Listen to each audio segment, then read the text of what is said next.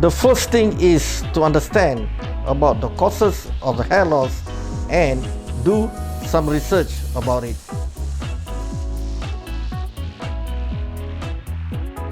The hair transplant surgeon will explain causes of hair loss,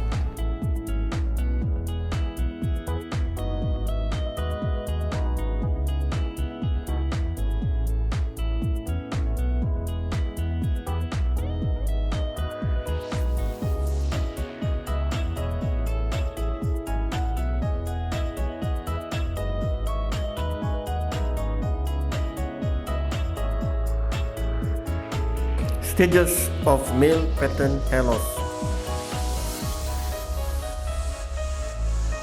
Stages of female hair loss. It is important for you as a patient to share what is your expectation. Based on this expectation, the doctor will draw a proposed design and do a thorough surgical planning and surgical organization of the graft. The goal here is to get a natural, undetectable result from the hair transplant procedure.